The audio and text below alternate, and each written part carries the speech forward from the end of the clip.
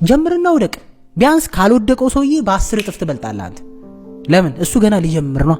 አንተስ ኦሬዲ ወድቀህ የቱ ጋር እንደሚወደቅ የቱ ጋር መሰናከል እንዳለ የቱ ጋር ገንዘብ ሉዝ እንደሚደረግ አውቃል። ዘን ሁለተኛው ዓመት ላይ አንተ ይሳካራል። too much research is a way of procrastination ይላሉ፣ ወይም ደግሞ analysis is paralysis ይላሉ። ምን ማለት ነው? አሁን በጣም too much deeply research ላድርግ ብለህ ካሰብክ ላለመስራት ምክንያት እየፈለክ ነው ማለት ነው። የመስራቱን ትግል ከምትታገል ስለ መስራት እያሰብክ ብትኖር ይሻላል። ህይወት ላይ ብዙ ከባዶች ነገሮች አሉ። በሐሳብ ስላሰብክ ማጥፋታቸው ነገሮች አሉ። ገብተህ ተጋፍጠህ ወድቀህ ተነስተህ የምትፈታቸው።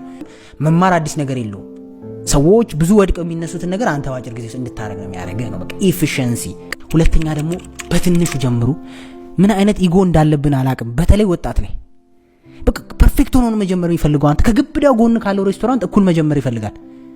ትልቅ ዩቲዩብ ኮንተንት ክሬተር ፈጥሮ ከሱ እኩል ከሸቱ እኩል መሆን ይፈልጋል። ገና ቪዲዮ ፖስት አድርጎ በቃ ምንም ዝቅ ብሎ መስራት አይፈልግም። ከዜሮ መጀመር ወይም ከትንሽ መጀመር የሚባል ነገር አያቅም ሰው። የሆነ ቢዝነስ አስባለሁ፣ አዎ 1-2 ሚሊዮን ያስፈልገኛል። አረ ብራዘር በ300 ሺህ ብር ሞክረው መጀመሪያ። ሶስተኛ ደግሞ ትዕግስት ይኑራችሁ ይኑራል። አንተ ሰው ትዕግስት የለውም። በቃ የሆነ ቢዝነስ አንዳንድ ሰውማ ምን ይልሃል? እንትኑ ጨርሰኝ ኢንቴሪየሩን ምናምን የነገር አሁን ገንዘብ ነው ፈልገው ይላል። ገና ጀመርክ እኮ ገና አሁን ጀመርክ። እንደውም ስቃዩ የቤት ኪራይ፣ የሰራተኛ ደሞዝ እና ውጤት በአንድ ቀን አይመጣም። ትዕግስት ያስፈልጋል። የምሬን ነው እንዴ።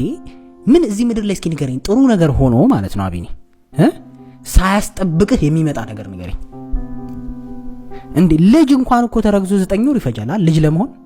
ማና አንተ ታዲያ አንተ ዛሬ ጀምረ ዛሬ ገንዘብ የምትፈልገው፣ ዛሬ ጀምረ ሰው እንዲያውቅ የምትፈልገው፣ ዛሬ አንድ ቪዲዮ ፖስተ በመቶ ሺዎች እንዲታይ የምትፈልገው አንለስ ክሬዚ ነገር እስካልሰራ ድረስ እሱ ደግሞ ልክ ነው ይያላል። ምንድነው ማለት ኢንታይትልመንት ራሱ ይገባኛል መንፈሱ ራሱ ከየት ነው የመጣው? አይሆንማ። አቁመው ኢንታይትልመንት መንፈሱን በሰራው ልክ እንዴ።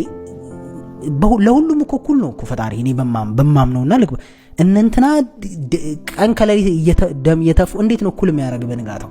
እኔ በዛ አላምንም።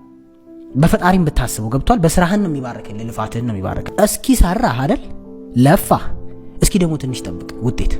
እየሰራህ ነው። አቁመ ጠብቅ አላልኩም። እየሰራህ የሚገርም አንደርስታንድ ያደረኩት ነገር ምንድነው? በህይወት ላንተም የነገር ደጋግሜ ስነግርህ ነበረ። ትላንት የሰራኸው ለዛሬ ነው የሚጠቅም። አይገርም? ዛሬ የምትሰራው ግን ለዛሬ አይጠቅምም። ለዛ ነው ችግሩ። ለነገ ነው የሚጠቅም። ብዙ ሰው ዛሬ ላይ ቆሞ የምታየው ትላንት በሰራው ስራ ነው።